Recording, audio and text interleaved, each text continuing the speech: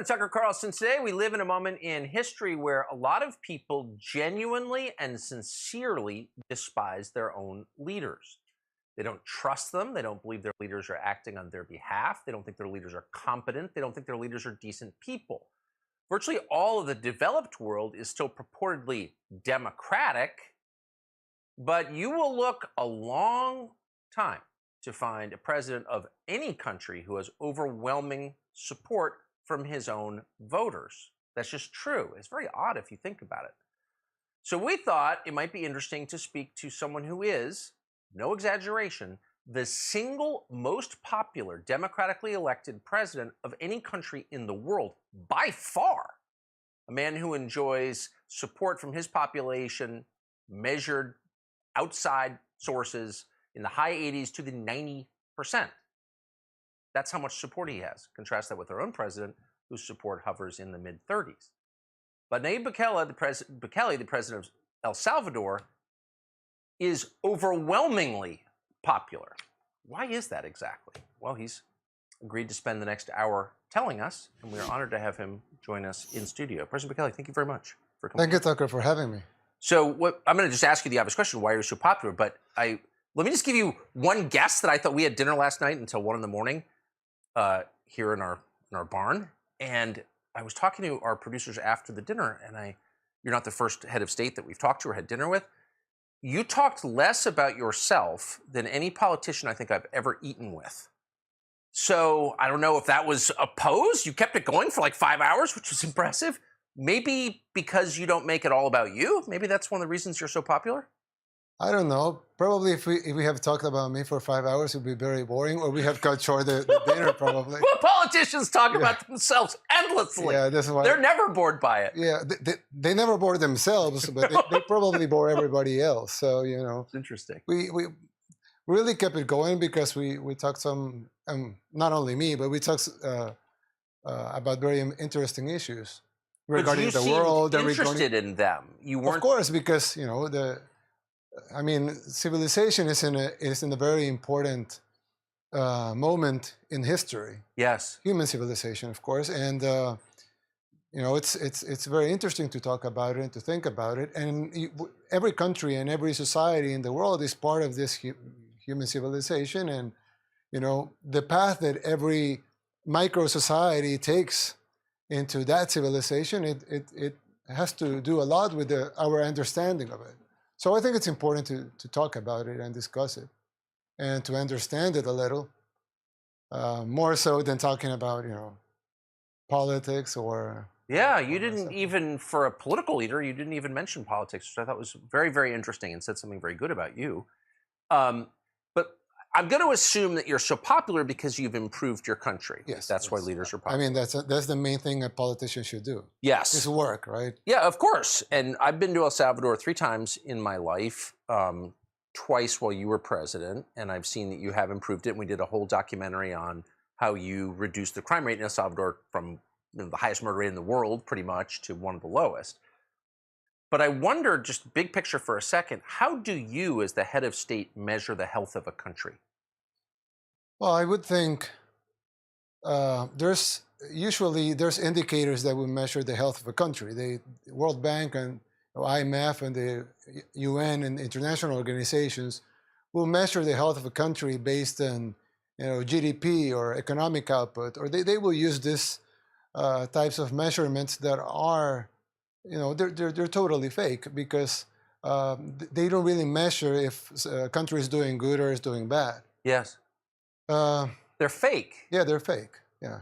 How is GDP fake? Oh well, if we're two guys here, and I say, "Hey, Tucker, I'll pay you $1,000 if you drink this glass of water," right? And you say, "Okay, sure," and you drink it. I pay you $1,000, and then you say, "Hey, I'll pay you $1,000 if you drink my glass of water." So I drink your glass of water, and you pay me $1,000. So basically, nobody's any richer. I just got the same $1,000 I gave you in the first place, so we just drank 2 glasses of water. But according to GDP, you just increased GDP by $2,000 and you created 2 jobs. Right? So So you just, and really, if you report that to the IRS, you just created two jobs, two $1,000 jobs of drinking water people, and we increased economic output by $2,000 by creating a service that's drinking your water service in twice. So, and that established with a value of $1,000 because the market value is $1,000. Since I paid I pay you $1,000 for it, and you pay me $1,000 for it. So of course, this is it's an exaggeration, although it would be measured like that if you report it to the IRS. But it just portrays how these indicators don't really measure the health of a society, and common sense issues that you would think it would measure the health of a society, they don't measure them anymore, or they do measure them, but they don't. It's not in the top column. It's just just like an extra factor. But it doesn't really make any sense, because what really people want is to be good, to be with their family, to be safe, and those things aren't measured anymore. So you would think that that those indicators would be of great value, and they have some value, but they're mostly fake, and they don't really represent the health of a society. So I think that's very wise, and also there's quite a bit of pressure on heads of state to play along with fake measurements, correct? Yes, There's lots of international. I mean, bodies. we have to play along with them, too. Of course, everybody does. But as someone who runs a country, how do you personally measure the health of your own country? Well, we have the current measurements that I just said they just told you they're fake, but we still measure them. We have to, and because international organizations will base their predictions about the country with those measurements. But you have other measurements which I think are more important, like, for example, safety, or crime rate, or homeless rate, or jobs, or inflation, or what about the important values of society? How are they doing? Yes. For example, right now, the whole world economic system is trying to destroy some of the values that are more important to human beings, and not only to human beings morally, but financially. For example, savings. Savings will be a very important economic measurement, right? I mean, it's very important. Supposedly, it's very important for people to save money, right? If you earn $10,000, you should spend $8,000 and save $2,000. Yes. Instead of the opposite, right? Spend $12,000 and $2,000. But right now, savings, the concept of savings has been destroyed, because it doesn't make any sense to save money anymore.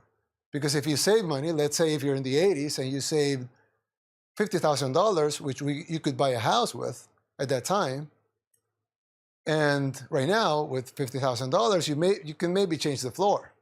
Yeah. So if you saved $50,000, then you have been robbed of 90% of your money now, because you could probably buy a house in the 80s that was maybe worth $600,000, $700,000 right now.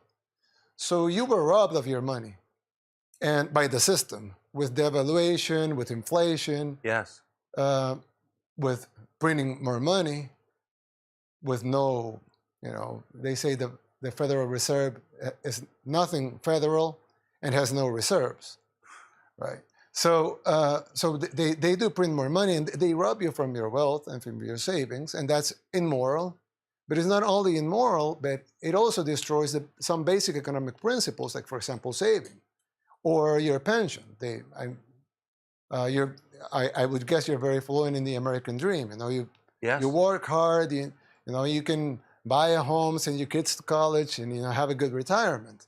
But now, if you save for retirement and you saved all your life, maybe for 40 years working, now you come into age and say, well, now my savings are not enough to sustain me, and that's because you were robbed. So, and you were legally robbed.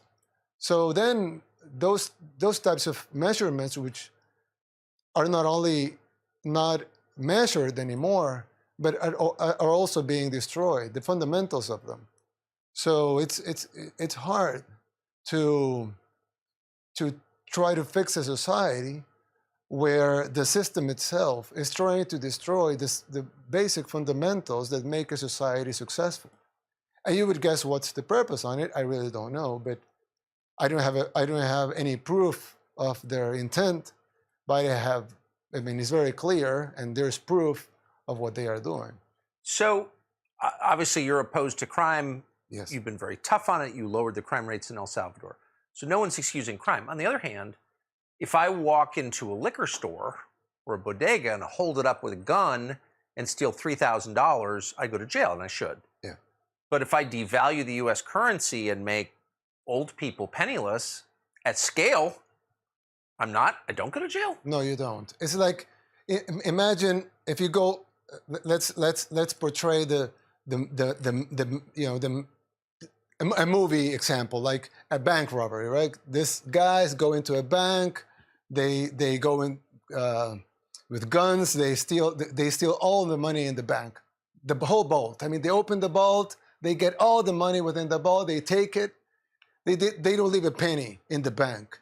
So you will say, oh, this bank robbers, they robbed the bank, right? But you know, a bank, I mean, any bank will have, I don't know, let's say $500 billion, one bank, right? Yes. They can have $500 billion. Total assets. Yeah, total assets, $500 billion. Now, they are only required to keep $50 billion in assets, in liquidity. Yes. The rest can be, you know, in loans, real estate. They can have the other money invested, right? Yes. Mostly in loans to their clients. So the bank only has 10% liquidity, which is $50 billion. Now, out of those $50 billion, 90% of it, it's online. I mean, it's zeros in a screen. Yes. It's not really cash, right? Yes. Bills and coins. So you would think maybe, 10% of those 50 billion, they have it in cash. Yes. That would be a lot, but let's say they have 10% in cash, in bills and coins. So that would be 5 billion. But if this, this huge bank has, let's say,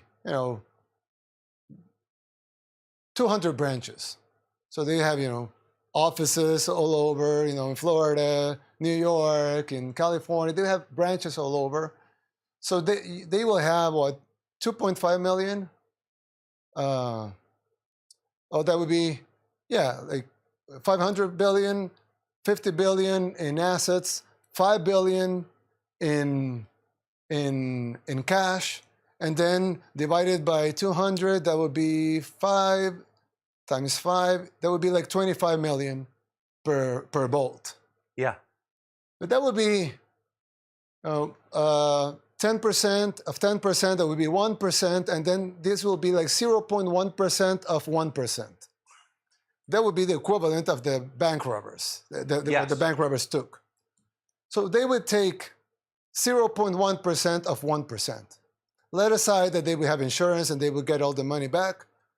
They just robbed the bank out of 0.5% of 1% of their net worth, of their assets. They will go, rightfully, to jail for 20 or 30 years. But if the Fed prints $10 trillion out of thin air because there's no reserves that would, support this new printing of new money, they will just rob you of, 20% of your savings, of all human, all people they use as dollars, including all Americans, including all Salvadorans, by the way, because we use the U.S. Dollar as a currency. They will not pay a penny or a fine or anything because it's a legal theft. But it's a crime anyway. Well, it's a moral crime. It's a moral crime. It's not a legal crime, and that's why I think there's civilization changes coming, just because people that's been happening for quite a while now, yes. Probably since the 70s.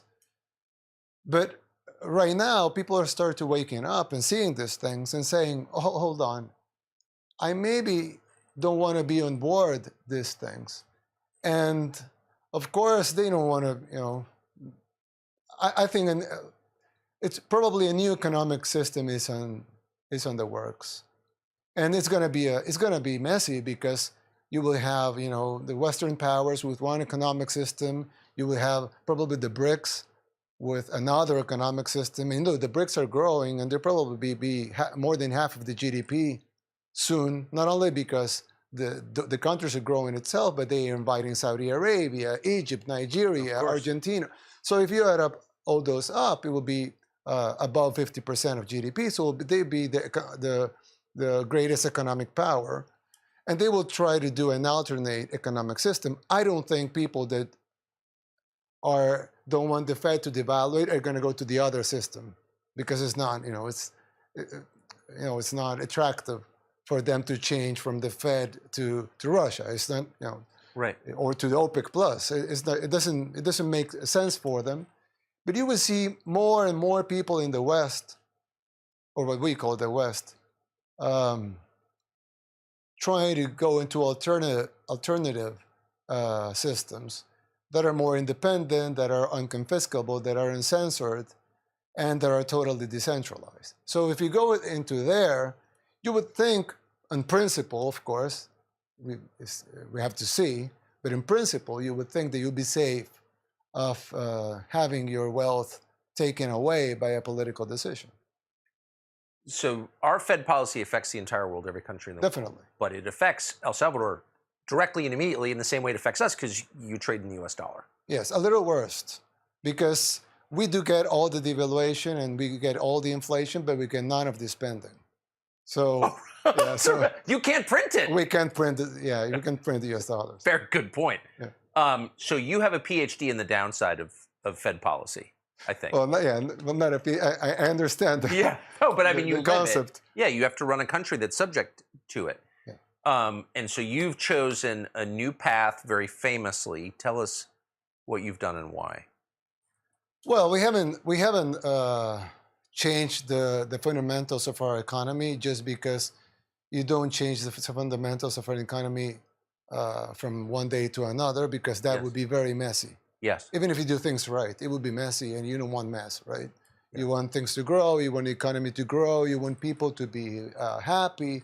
You don't want people to, the economy to do well. You want your country to do well. So we're doing small steps to change some things and to give people different options. We're not changing everything right away, but we're giving people different options. So we made Bitcoin legal tender. We're the only country in the world where Bitcoin is legal tender. I mean, Bitcoin is used all over the world, even in countries where it is banned, just because you can't ban it. I mean, it's uncensorable. You can't, even if you want to censor it, you can't.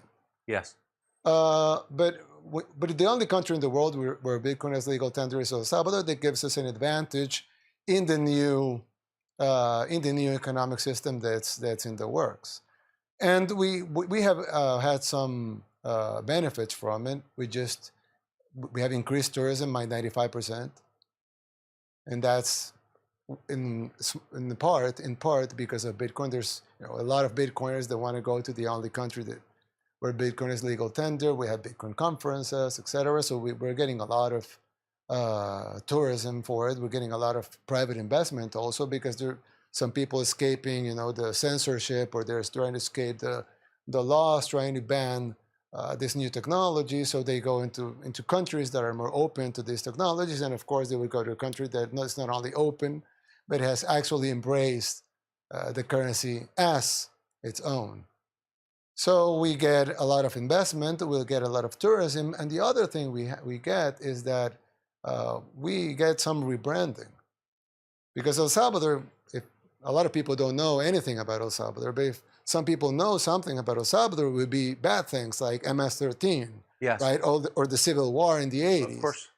But if you're, if you're a Bitcoiner, or if you're into technology, or into new economic systems, or into unconfiscable wealth, then you will listen and you will learn about El Salvador in a different light. We have a project of building a new city. We're mining Bitcoin with the power of volcanoes. So these types of things are not only projects that are very important for the development of our country, but they're also a rebrand. It's also a rebranding. A rebranding that will probably cost hundreds of millions of dollars, and for us it will cost nothing because it's just making bold and good decisions, and people will like them. So people will like them, but then I mean, our current economic system has a lot of stakeholders. Oh, they hate it, yeah. They hate it. Who hates it? Well, the IMF, the World Bank, the Fed, and some of most of the, if not all of the economic publications, you name it, Bloomberg, CNBC, Financial Times, Forbes, we have got a lot of bad press and fake news and FUD, like FUD, like Bitcoiners call it, from this financial publications. They will print lies. But there's something special about lies, is that they don't last long. So when people realize that these things don't make any sense, or they see from themselves the difference, like you, for example, you have gone 3 times to El Salvador in different in different times, and so they see things into a different light, and they see reality. So reality always imposes itself over lies, just because it's real. So it's easier to uphold it, or it's easier to show it or to demonstrate it's true. So we're taking some heat, but if you look a little back, they didn't care about us before. So right now, yes, we do have bad publications in Forbes and Financial Times, but they weren't writing about El Salvador before. It's not like we lose anything. So, and there's other publications writing interesting stories about El Salvador. Some guy just, this is a joke, of course, it's not, but he just said El Salvador has the most documentaries per capita, because there's a lot of people doing documentaries about Bitcoin adoption, about surf, because we have a lot of great surfing in El Salvador. So they have a lot of security measures we're implementing against MS-13. So we're getting a lot of good press, and we're getting bad press too. But the guys printing the bad press didn't write anything about El Salvador before, so it's not that we're losing their audiences, and also their audiences are diminishing. Right. Because they're not even. It's not even close. They're not as important as they used to be. They're actually almost irrelevant, but they have their legacy names. But who buys a Time magazine anymore? I mean, I don't know anybody. But before it was a very important thing in a kiosk to buy a Newsweek or a Time magazine. But now who buys a magazine anymore? Who subscribes to a magazine online? Nobody. I mean, it's just really names. Legacy names, yes, and their Twitter accounts. So it's not really, they're not really mainstream media anymore. They're just accounts in social media with a legacy name of being mainstream media. And you don't seem to care what they say. Well, yeah. I mean, I have learned not to care. But of course, at the beginning, I do care. I did care because for me, I thought they were important. Now that I see they aren't, and since they are not treating us that well, I've learned not to care. And I think it's better because this, and if you look at the ratings, for example, and the amount of subscribers they have, it's really ridiculous. I mean, nobody's watching them. Really, nobody watches CNN anymore. It's like, we were talking yesterday about in El Salvador, we have this news show, of course, news shows, of course, local. And the news, the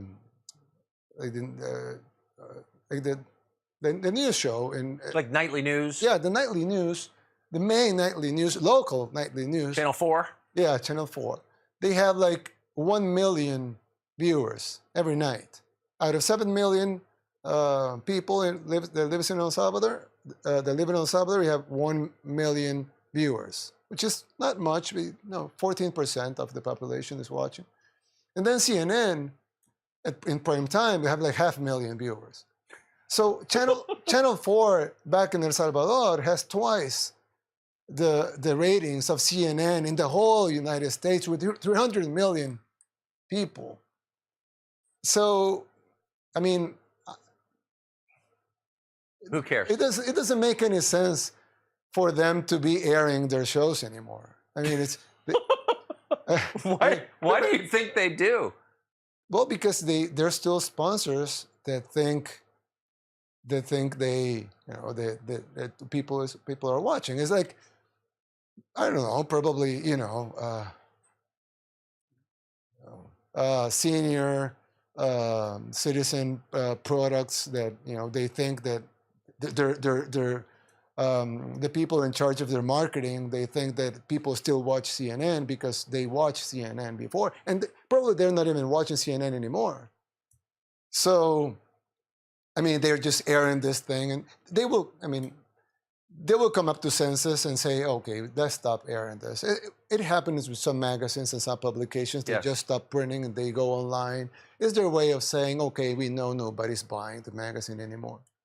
So it will happen. So CNN will become a Twitter account. Yeah, of course. Yeah, it will probably become a online broadcasting before, but we know it failed with CNN Plus, so it will it'll become a Twitter account. Yeah. So one thing we were talking about yesterday that I didn't fully understand. You have said, as someone who lives outside the United States and has been to a lot of places, that the tone and worldview, the perspective of American media, is basically the same as the perspective of the Salvadoran media, as the Dutch media. It's like all media seem to have the same worldview. Yes, because it's a franchise. It's like McDonald's or Burger King or Pizza Hut. So you have headquarters and then you have franchises. So the media, most of the media, of course not you, but most of the media, they will work like franchises. So if they print something in the New York Times, let's say,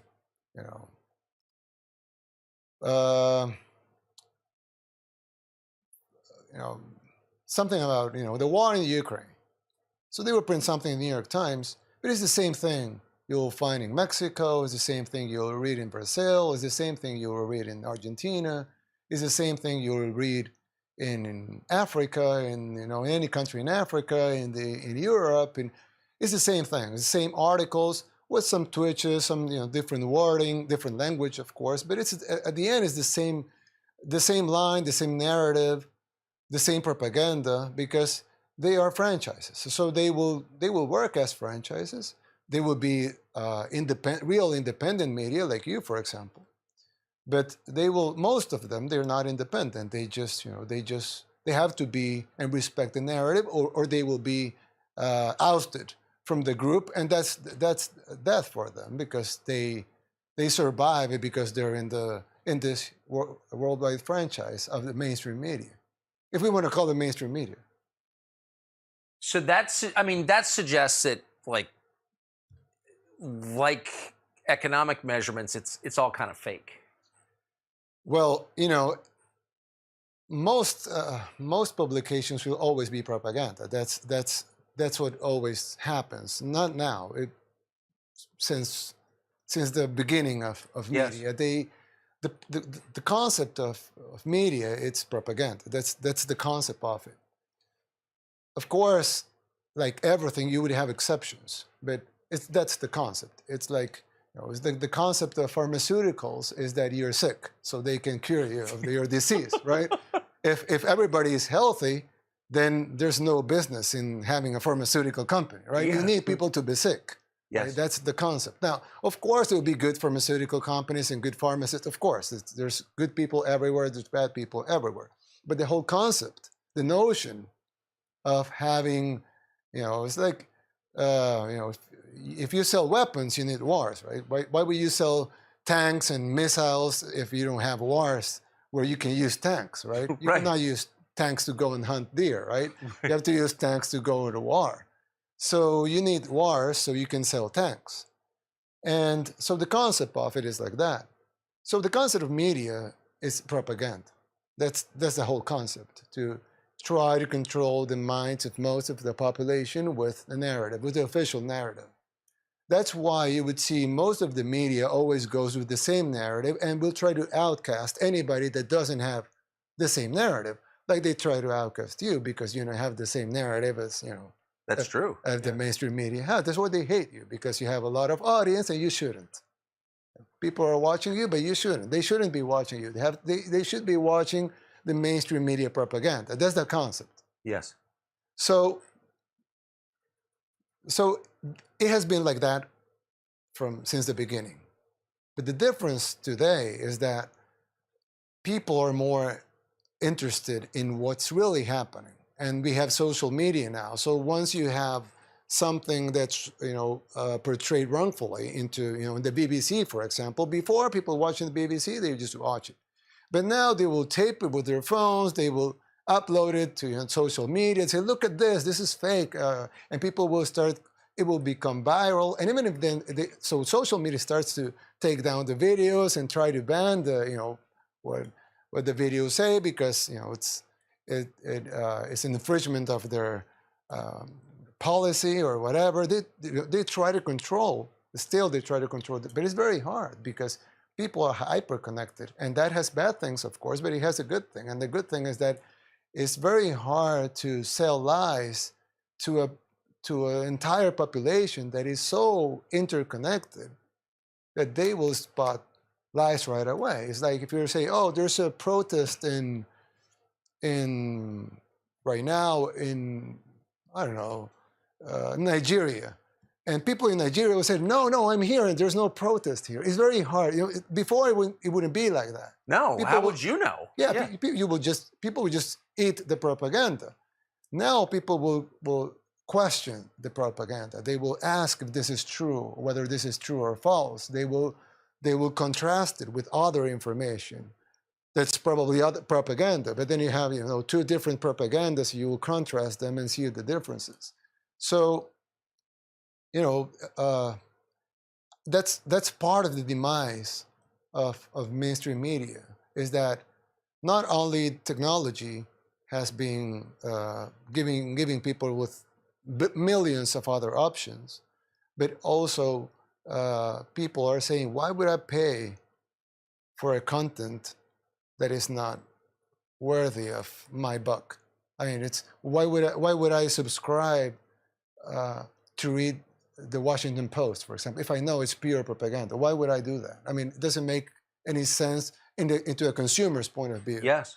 So that's why I just think that all mainstream media, it's on demise, and they know it. That's why they're so. But I mean, what you're describing though is a technological reality that doesn't just undermine media, but government too.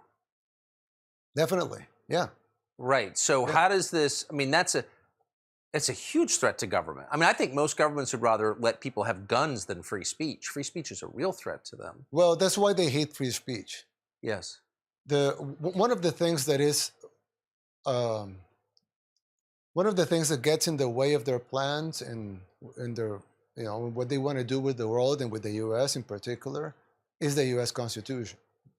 The U.S. Constitution is very well written, and you would think these guys that wrote it, they were very, very smart and forward-thinking. Yes. And when I say forward-thinking, it's not like we are talking about 5 years from now. Yeah. They were talking about 200 years, 250 years from when they wrote it. I mean, they're probably more than geniuses. And I'm talking. Yes. And the concept of strict free speech, even though, of course, the definition of free speech is that a lot of that speech you're not going to like it.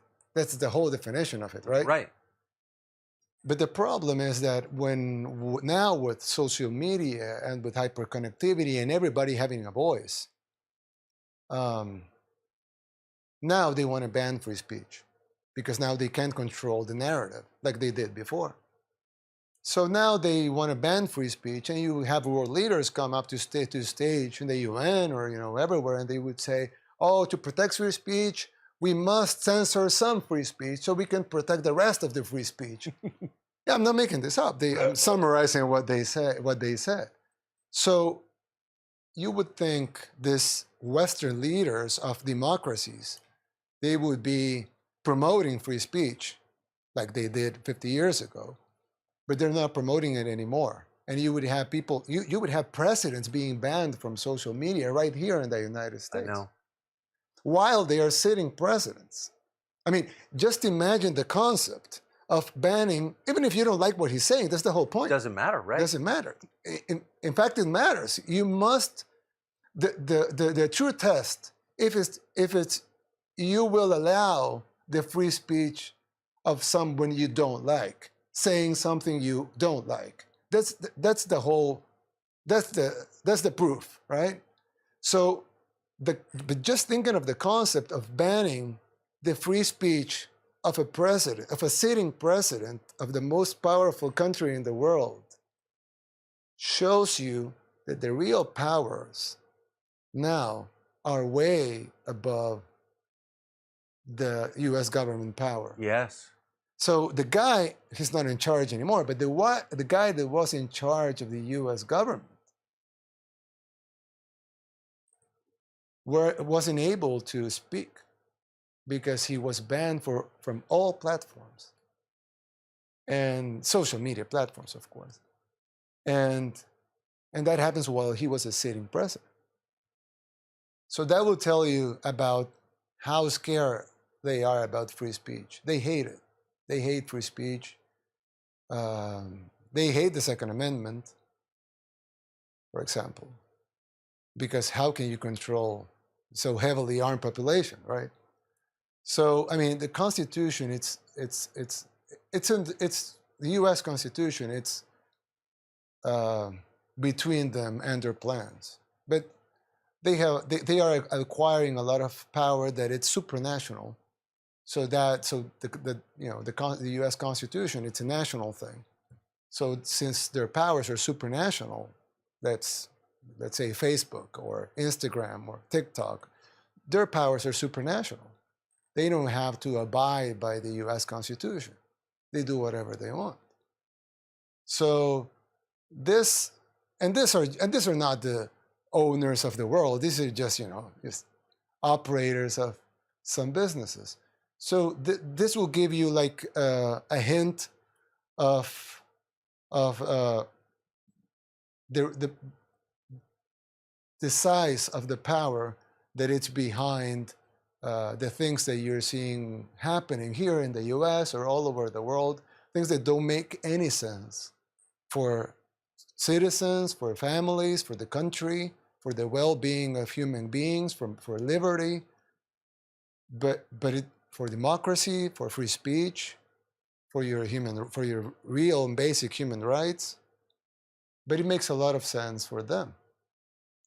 So it sounds like if the leaders of individual countries are making decisions that are not in the interest of those countries, they hurt the countries they lead, that maybe their greater interest is in something beyond their countries. Yes, definitely.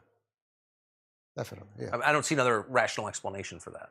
Yeah, it's the only rational explanation. And that's why I tweeted one time that the USA is too powerful to be destroyed from the outside. Actually, geographically, nobody can invade the United States. Nobody. I mean, even if huge armies will collude and want to attack the U.S., it's impossible. I mean, you have to cross all the ocean, all the Pacific Ocean and all the Atlantic Ocean just to get to the shore. I mean, it's impossible, right? And the U.S. has military bases, so it's impossible. So the only way the U.S. can fail, and this is not my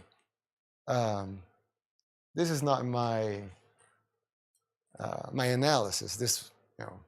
This was made by presidents before, by U.S. presidents before. The demise of the U.S. has to come from within. Right? The enemies have to be inside, not really outside. No external enemy can cause so much damage as internal. It's an internal operation. You're watching internal operations here. You can see them in cities that were pristinely beautiful 30 years ago are wastelands right now. You would see people. I mean, I'm from El Salvador, a third world country in Central America, and myself, I can see cities here and say, I want to live here. So that would be unthinkable 3 decades ago. Totally unthinkable. That a Salvadoran wouldn't want to live in a U.S. city, in a U.S. main city.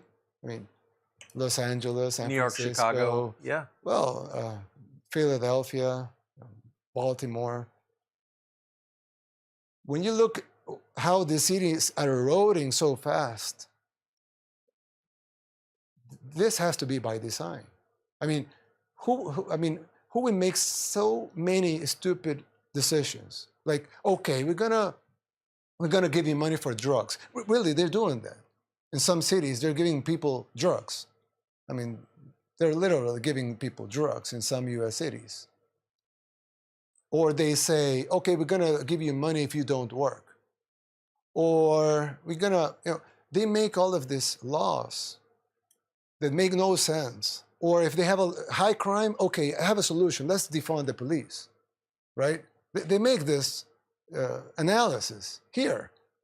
And you see all these campaigns, defund the police. You will see these campaigns of, let's allow shoplifting up to this amount. They make these decisions openly. I mean, it's not even a secret. They make it. They make them openly, and we all know what would be the consequence of it. It's like I always use this example. I know the U.S. Grows a lot of corn, but in El Salvador we do grow some corn, and we also grow beans. So I always make the example that you can either plant corn or you can plant beans. It's fine, but you cannot plant corn and expect beans to show up, or you cannot plant beans and expect corn to show up. So if you plant a defunding of the police, allow for shoplifting, give drugs to drug addicts, give money for people to stop work, what would be the consequence of it? You will destroy the society, you will destroy the city, you will destroy the economy. And it's not only a logical thing to think, it's already happening. And when they see more problems, they say, oh, so we need more of the same solutions that cause these problems in the first place. And they enact more of them. So they have more problems. And they enact more of the same solutions that cause those problems. They have more problems. So you would think these people, they can be so dumb. Of course they're not. They're smart. They're very smart people. So why are they doing these things? Because it's by design. It has to be by design. There's no other logical explanation. Certainly defund the police and giving drugs to drug addicts. I mean, you're trying to destroy things. Yeah. But there's no other explanation. But why? Because, well, I don't know why. I mean, there's some things I know because they're there, like what we just spoke about. I mean, yes. It's not like, it's not private or secret information. Everybody that wants to know, he knows, because it's there, it's public, it's verifiable, people can look it up. So if you ask me why, that I don't know, because it's not public, it's not verifiable. You cannot just look it up. So I don't have an answer. I can make my guesses, but it would be an uneducated guess at best. So it's very hard to know why. Some of this stuff seems like it's the result of generational affluence. I'll guess that. I mean, people stay rich long enough, they get decadent. I think we see that in families, we see it in countries. Your country's gotten a lot more prosperous. I mean, your country had this horrible civil war. Yeah. A huge percentage of your population left and came here in other countries. And now people are coming back. So your country's getting richer. Are you worried that these kinds of problems, this sort of social chaos, will come with the fact you're getting richer? Well, no. I mean, yeah, I understand the concept of hard times create strong people create good times create weak people create bad times. Yes, I understand the concept. I don't think it's that simple. I guess to make the question a little more precise, there are NGOs, international agencies, governments that push these policies on weaker countries. Yes, they are pushing it very hard. Right. Yeah. So how do you resist that? By publicly resisting it.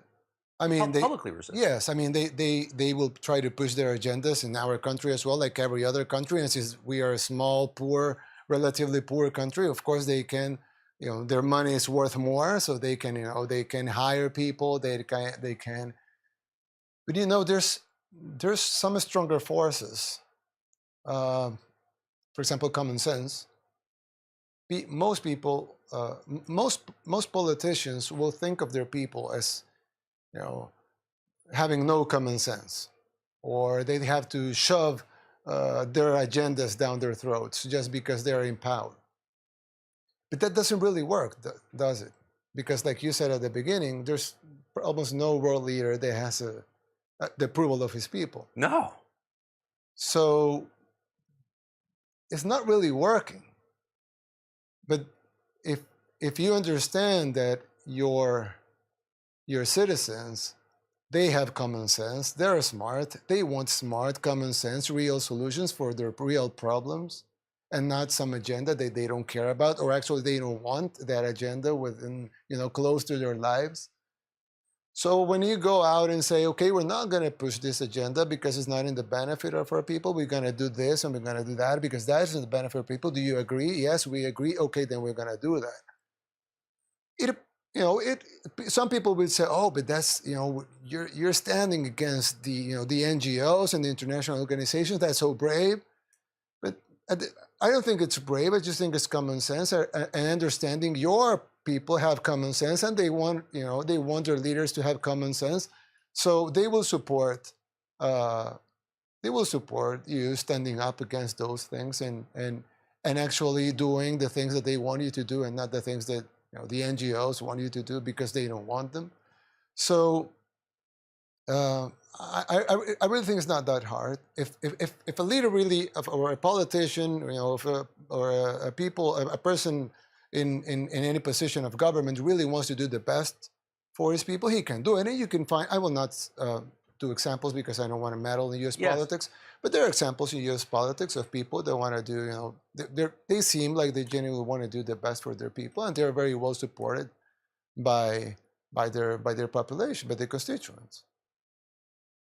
So you didn't start life in politics. No. I don't think your family's political. You're from a business family. You were in business. You did a bunch of different things in business. And then you got elected mayor, I think, of your hometown? Yeah, of not my hometown, but the town I live. The town that you live in? Yeah, I live in a small city in the outskirts of the capital. Yeah. It's called Nuevo Cuscatlán. I was mayor there first. And then you're mayor of the capital city. Then I ran for mayor of the capital. And then I was ousted by my party, which was one of the two main parties. We had a bipartisanship like in the States. Yes. We had a bipartisanship over there. I was ousted. I was kicked out from my party.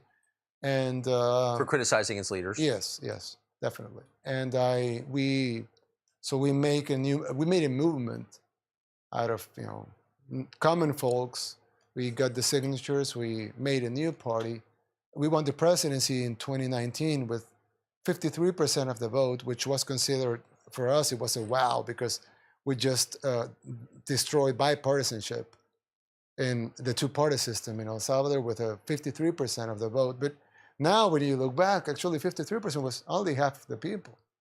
So yeah, we had enough support at the time. We thought it was a lot, but now we see it was only half.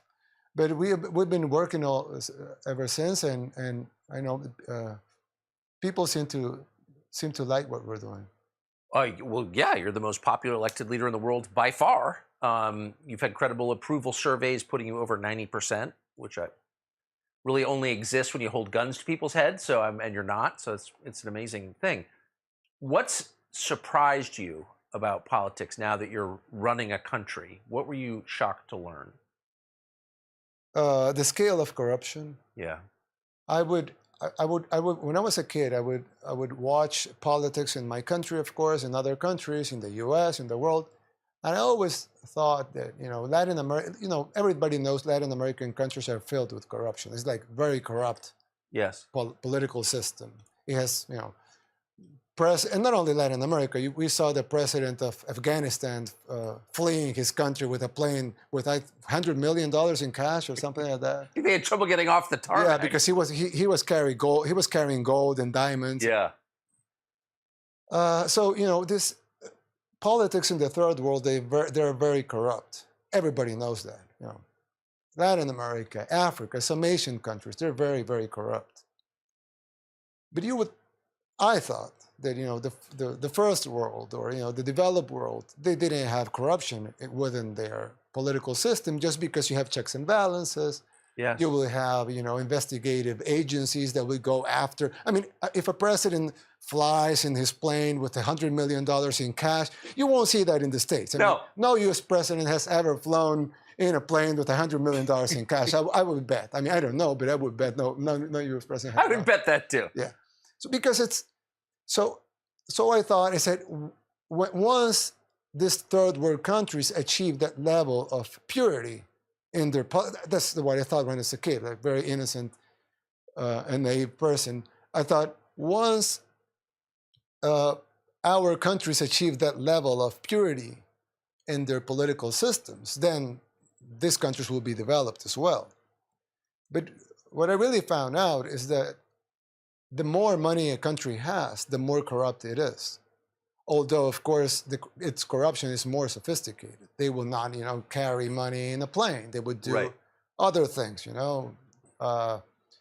book deals, speeches, art. Yes, they will. Yeah, they will sell paintings, or so it's more sophisticated, but it's higher. It's hundreds of millions of dollars in these things. Probably billions, of course, billions of dollars in these things. So you would see that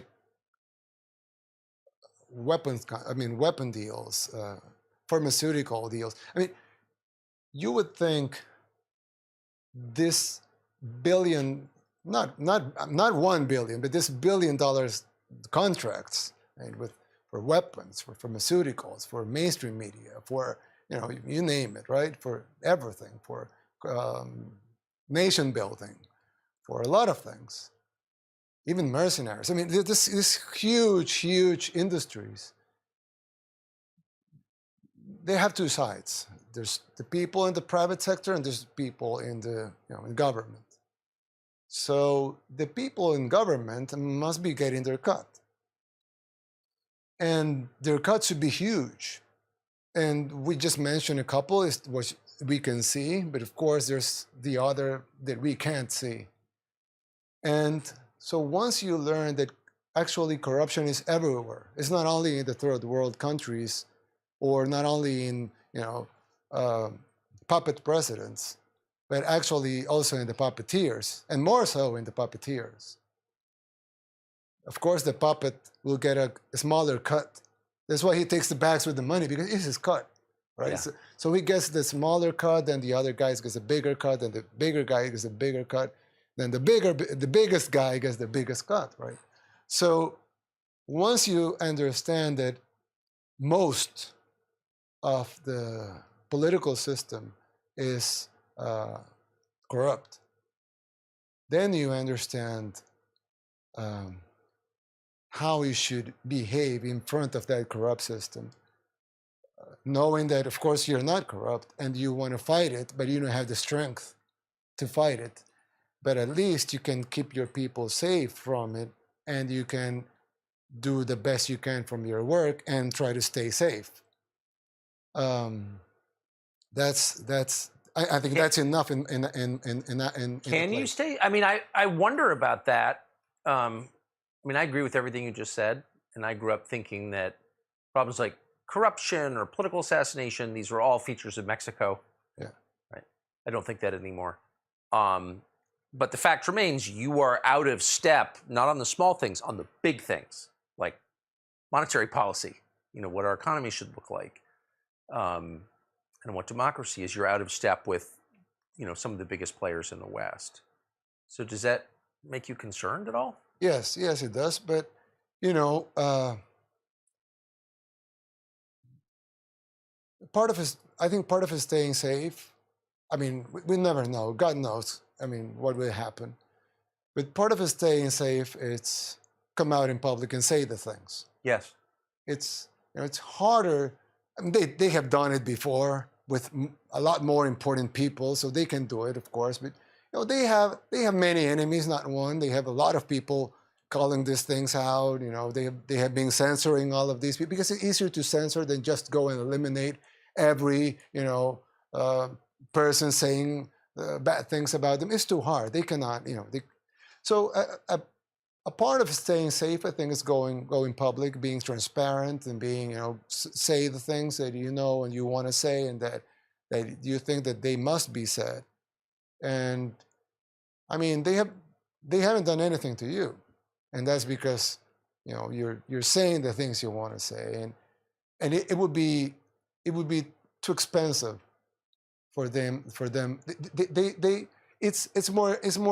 It's cheaper for them to smear you, to say bad things about you, to have people think that you're a bad person, which you're not. But it's easier for them to do those things. Go and straight and eliminate you. That would be too messy, and it would probably be against their own plans. So I really think one way to stay safe is being true to yourself and saying the things out loud, so people can listen to them, make their own decisions about it, and know what you stand for. So it would be a little more expensive for them to eliminate all opposition in front. You'd have to kill a lot of people. Exactly. Last obvious question, but since we do have so many Salvadorans living in this country, how many Salvadorans live in the U.S., do you think? 2.5 million. 2.5 million. It's a lot. Yeah. And they, at least according to the polls, agree with you. Yes. Yeah. That's really interesting. Like, how did we miss that? How do we miss that all these, at least speaking for myself, I agree with you. So I didn't realize that we had millions of Salvadorans here, legally and illegally, who agree with you and me. Like, when did that happen? Well, I think, there are things that probably some Salvadorans won't agree with you or me. Yeah. But, there's fundamental human values that are universal. And there's a reason why they are universal. If you're a believer, you would say God. I would say God myself. If you're not a believer, you would say nature, the universe, the order of things. So there are things that are universal. And these concepts that are logical, universal, they have been like that for all of civilization.